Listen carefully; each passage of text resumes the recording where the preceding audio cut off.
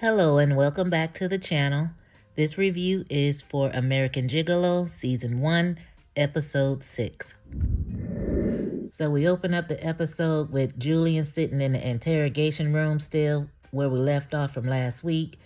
Detective Sunday comes in there. She didn't even say, hey, cat, dog, nothing. She didn't even speak to the man. Now, this is her favorite. She been chasing him all season. She couldn't even speak. She just sat down and said, did you do this? Now, she know damn well he didn't do it. She already spoke with Michelle last week and got all the details. She know Julian didn't do anything. So why are you coming in there with all that aggression?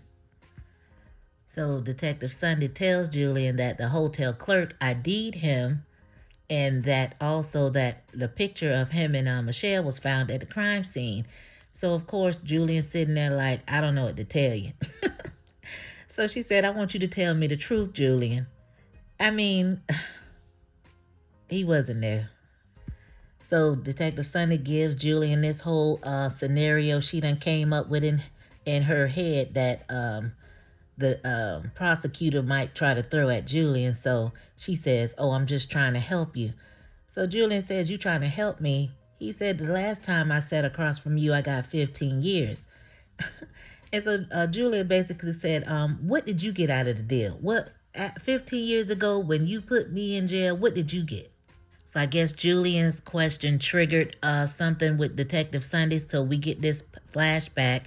We go back to 2006, where we see a young Detective Sunday, not young, but younger. A younger Detective Sunday. She's going through the house all frantic, looking around, seeing that the house looks like it's in some crazy crap going on. She sees Andy, her brother. He's over on the couch, passed out. So she has to try to revive him. He's not budging, so she has to go and get the Narcan to try to shoot him up, to try to get him to come to. She does get him to wake up or whatever, become conscious. So I guess she gets him right or whatever and puts him to bed. So then she goes in the bedroom to talk to Rachel, and Rachel basically is telling her, look, I know you're tired, but it's time that you put Andy in rehab or something. He needs to go to rehab. And she's like, no, he's not going to go. And Rachel is like, look, if you didn't get a phone call about the disturbance or the noise, because Andy had the damn music blasted in there, having him a lovely time. So she said, we didn't get that phone call with the noise disturbance, then he might be dead, because you wouldn't have came in here trying to see what the hell was going on. So she said, what do you want me to do? Like, I'm all he has. That's my brother. And she basically told Rachel, like, Rachel told her, I feel like you put your brother before me. Detective Sunday, she basically told her, if you got a problem with it, then you can leave.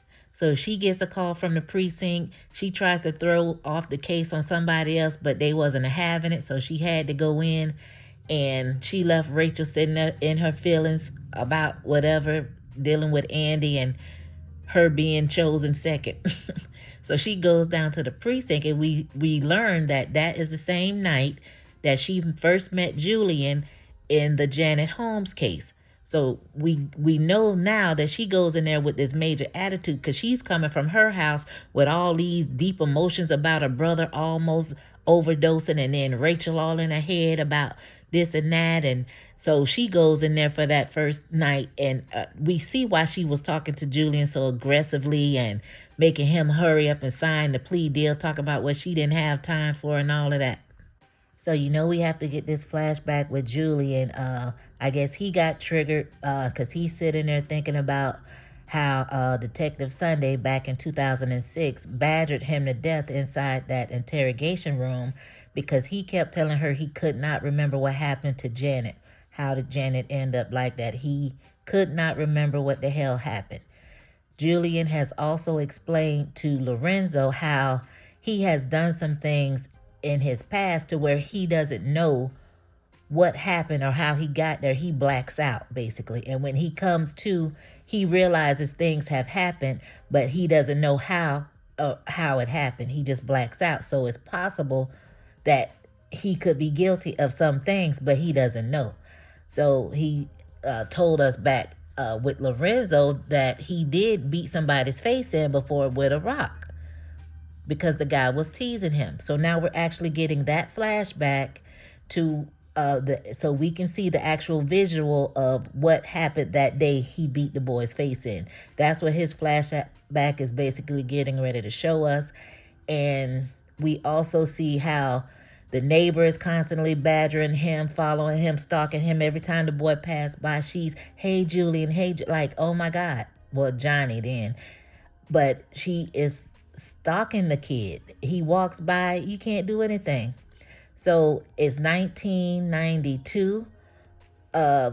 Johnny can't even get on the bus. We see this young guy, a group of teenagers. He won't even let John get on the bus. He makes him pay. Julian don't have nothing in his pocket but a bunch of lint and some coins. He's like, I don't have any money. And he just bullying him or whatever. So he lets him on the bus after giving him the little change in his pocket. So, we just go round and around about that. We see that Julian, he's into older model cars. So he's looking at, he's in this junkyard where every time we do see a flashback of like him and his mom somewhere, he's in this same little junkyard. I guess it's somewhere near where they live. I guess it's right next to their little trailer or something. But he likes older model cars. So I guess the guy who owns it, he comes up to Julian and tells him, look, do you know how to work on cars? And he was like, are you asking me to help you? He was like, yeah. He was like, oh, yeah, sure. So he says, well, I got to go to school. Can I come back later? The older guy is like, yes, you can. We don't know who the older guy is. We never find out during this episode who the older man is, but I guess he took a liking to Julian. I don't know if probably because he was interested in the cars or maybe because he saw him being bullied every day. I don't know. So Julian was given his one phone call. So he calls his mom and he basically tells her he does not. Well, he asked her, did she talk to Detective Sunday? She told him yes, but he doesn't have anything to worry about. So he was like, listen, Mom, I don't want you talking to the police. She's over there on the floor looking scared and just, I don't know what's wrong with her, what she's going through, but she's literally on the floor as if she's hiding or something from the window. I don't know what's going on with the lady. But as Julian keeps making sure that she understands that he doesn't want her to talk to the police, she hangs up the phone in his face. I'm also wondering why Julian never called Michelle or Lorenzo. Probably not Isabel. I probably understand that. But maybe definitely Michelle, since she was the one standing there as you was getting arrested. And really the cause of you being arrested. Also, during this flashback, Julian and his mom, they're watching TV. They're sitting in their living room watching TV, minding their business, and all of a sudden the little teenagers that's constantly bullying him start throwing eggs at their window. And so his Julian gets upset, so he's getting ready to go outside, but his mom stops him. So his mom tells him to pick his moments. I guess basically saying pick your battles. She said sometimes we're like rabbits where we have to run scared when we're in trouble or something. But sometimes we have to be like snakes to where we have to get close to people that want to hurt us. And then I guess do a sneak attack and put your venom in them. So then the flashback shows where Julian hooks back up with the older guy and they're working on the cars. Julian is underneath the hood trying to get it started while the older man is instructing him on what to do. So he does all of what he tells him. So he tells him to go ahead and start it. He cranks it up. It works. Him and the guy, they go on this little joyride, and Julian is so happy and feeling himself now. They're driving all through the little, I guess we'll say neighborhood. And he sees the little teenagers that was teasing him, and he's shooting birds at him and all that. So they end up turning, I guess the car must have cut off or something. So the older guy gets underneath the hood to try to see what's wrong, like what happened and what needs to be done now. So while he's underneath the hood, Johnny is getting ready to try to start it when he tells him when. And all of a sudden, rocks are being thrown at the window of the car.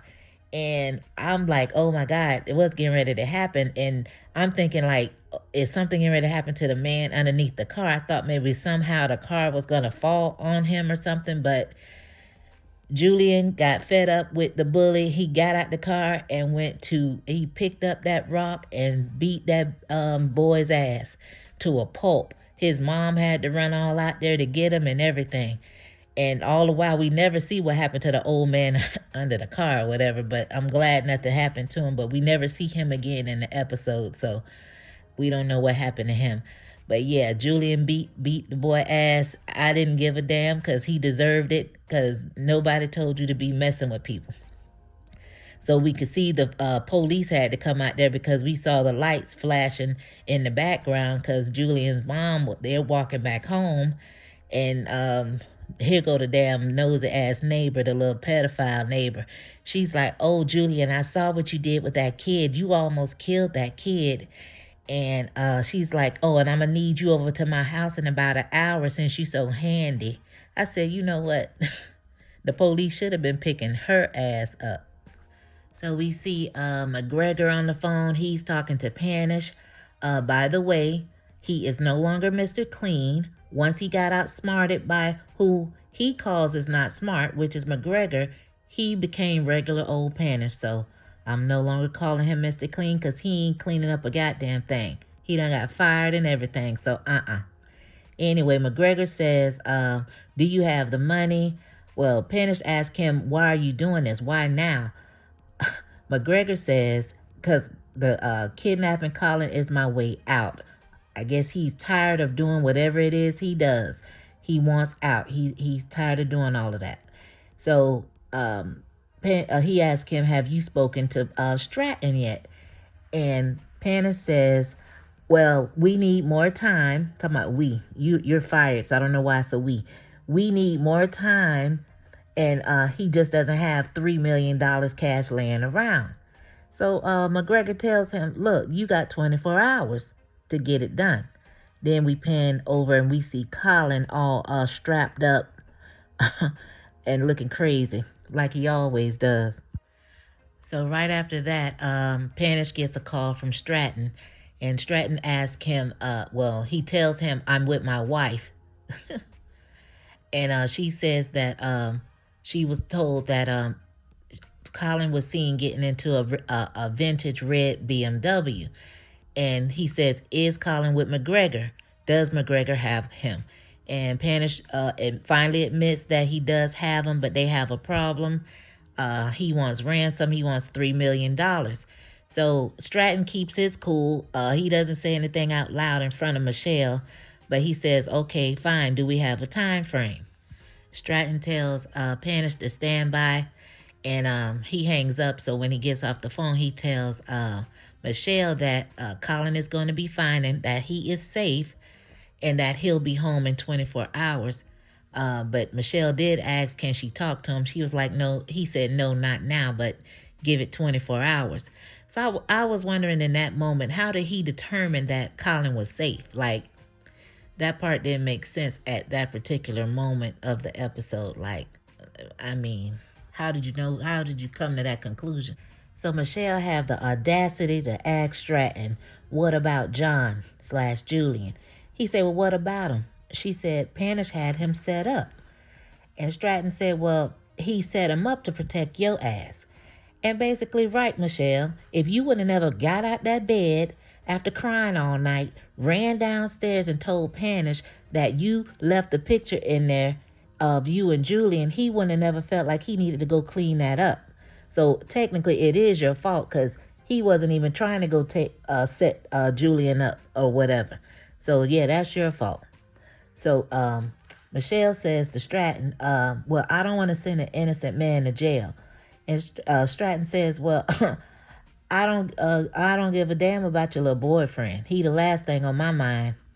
So Michelle finally tries to do the right thing. She calls Detective Sunday, and she when she gets her on the line, she tells her, look, I have information for you. Basically, my husband's lawyer, Panish, he paid the hotel clerk to ID Julian. So she told her to come on into the precinct so they can get more information. So she finally did something right this time. So I won't call her raggedy today. Just this episode. We get this meaningless scene with Isabel. She's getting ready to throw one of her sex parties with all her workers. And she's basically giving them instructions on how the night is going to go. And she had to check one real quick because I guess she thought the girl wasn't paying attention to her. So basically, that's all I got out of the scene. So Michelle makes it down to the precinct, and Detective Sunday says, Michelle, look, with you telling me all of this, you know what it means, right? So Michelle said, yeah, it means Julian getting ready to get out of jail. She said, no, you have confessed to tampering with a crime scene, you've lied to a detective, and you failed to report a murder. So Michelle said, I don't care what happens to me. Basically, Michelle said she wants her man out of jail.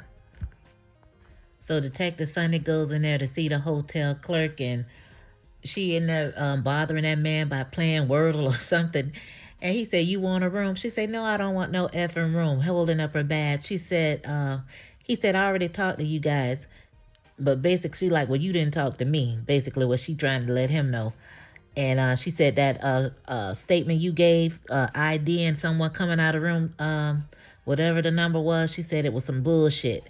He was like, what, trying to lie about it or whatever. She said, we know it was Edward Panish. He paid you to lie about it. And if push come to shove, we could subpoena your bank accounts and see if you made any strange deposits or withdrawals lately or whatever. He looking all crazy, shaking and stirred. And she said, and I need you to take care of that because you got me missing American Idol and I need to be seeing it live. She said, I will ruin you if you mess with my prime time. So Detective Sunday goes to see Julian in jail to let him know that he is being released. She tells him that the hotel clerk recanted his statement and he is, able to be free because of that. So he said, okay, well, thanks. So she also tells him that Michelle played a big part in getting him out. She tipped her off to that information. So Julian was like, well, you talking to her? You already knew that. And she says, well, I'm talking to everybody. So Detective Sunday says, you're the only one that's not talking, Julian. Like, can you give me something, anything to go on? So Julian says, well, I need you to promise me something. I need you to promise me to stay away from my mom. Like, I don't want you talking to her. Like, I wonder what the big deal is about the police and his mother. Maybe she must have got tricked. She gets triggered by the police for some odd reason. So I guess we're going to have to do a flashback to that. Ugh.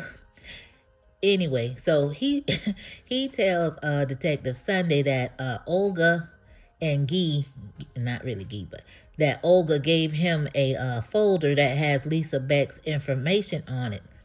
And Detective Sunday, as we know, she already knows this because her nosy ass was in Julian's apartment last week taking photographs of the folder that was sitting on the counter. So she already knew about the goddamn folder. So now she's sitting up in here acting like she don't know a goddamn thing.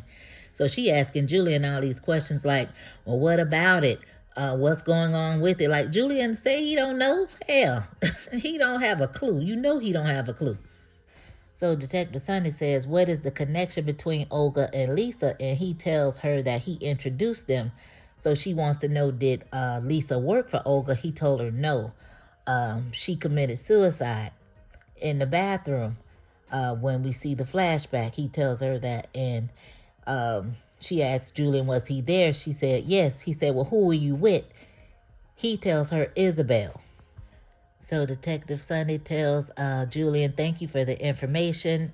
She's appreciative of that. She also tells him that the people that are after him are not going to stop. And the only way he can get through it if he can trust her. And does he think he can trust her? Then we get the whole flashback of the night that she made him sign that plea deal. So in the flashback, she celebrates the fact that she had Julian do that plea deal. She ends up going home. When she gets home, Rachel done hauled ass. Hey, you told the lady to leave. She already told you she didn't want to be putting up with that bullshit. So she got her shit and hauled ass. That's what you told her to do. Now you sitting up there looking stupid in the face. So when Julian asked her, what did she get? She didn't get a goddamn thing. She damn near lost a brother and she lost a woman. So what did she really win that night? Nothing. So Stratton goes in his safe room, I guess, whatever it might be called. I don't know. It's in his office. This whole back wall is a room where he keeps all his money and valuables and stuff. So this man got so much money back there, it don't make no sense. So Panish is falling behind him, talking about they can do things in a different way and saying that he can get his hands on some counterfeit money, and McGregor wouldn't even know the difference. So Stratton was like, well, if he's so dumb or whatever, how did he outsmart you? That's what I'm talking about. So he started trying to get the money in the bag or gather it up, and Panish was like, I know you did the math, basically trying to let him know, you know that's not your child, right? And Stratton tells him, don't you dare. Like, Stratton don't give a damn. Stratton is like, Colin is his child regardless. He's convinced in his head that that's his child, and that's what he is going to stick with. So he throws the bag of money into Panish's chest and says, go get my son. We see Julian sitting on the steps of the precinct waiting on a ride. The landlord pulls up. She's like, you getting in? And he goes over and get in the Jeep. And he tells her, thank you. And he says, he starts looking at her and she's like, what? And he said, you know what? You probably my new best friend. Thanks for coming to get me out of jail.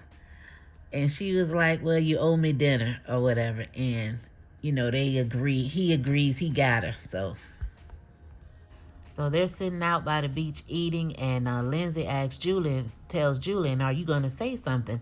And Julian is like, what? And she's basically like, I mean, you in and out of jail. I mean, like, what is up with you? So Julian tells her the whole thing about how Elizabeth was found in the hotel with a teenage boy, and basically the teenage boy is his son. Lindsay is looking shocked, like, what? She was like, well, who's the mother? And he was like, oh, it's complicated. She says, well, whatever, Mr. Complicated. She said, well, with all this crap you got going on out here in these streets, you need not to be trusting nobody. So he said, he looks at her with this little smile and says, well, I trust you. And I'm like, well, okay, well, what's going on here? Michelle comes home and Stratton asks her where she's been. So she lies to him and says she was out for a ride trying to clear her head. So Stratton says, McGregor wants money. She was like, for what? You mean like ransom for Colin? And she was like, yeah, Panish is going to take him the money. And she was like, so you lied to me. You told me Colin was safe. Stratton says, well, how does it feel? So she said, where is Panish now? Stratton says, why? Like, why are you worried about it? She said, because the police are looking for him. So now now she's telling on herself. Detective Sunday goes over to Isabel's where she's throwing this wild little sex party. They go in the back to have a conversation. She basically asks her about Lisa Beck. Isabel tells her she was only 9 years old when the girl died. All she remembered really that was Julian's little girlfriend at the time. And basically the girl couldn't handle that type of environment.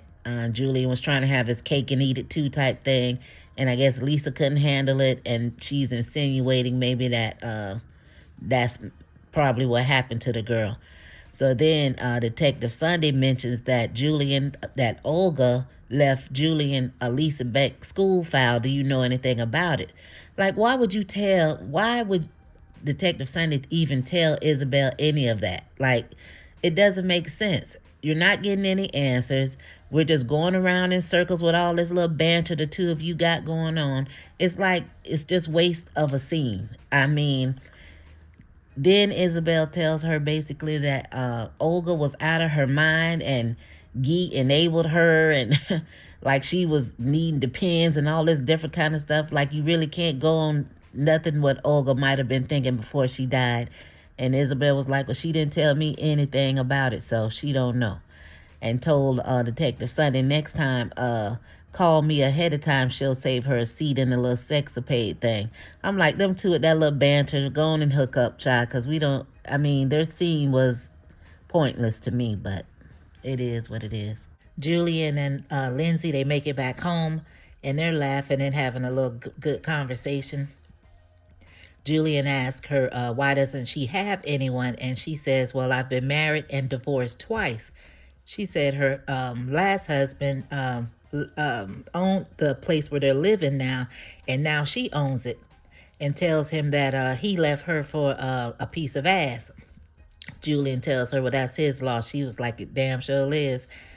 And so she says, look, I see all your little friends coming through here, all your little unwanted friends coming through here. They don't see me, but I see them, letting me know just because I didn't see her in these last few episodes wondering where she was at. She's telling me she was in the cut, looking and lurking. So she tells Julian, look, I see that they coming through. If you find that you're ever in harm's way or anything, here's a spare key to my place. I got a Glock in the fridge. You make sure you use it when you need to. All right?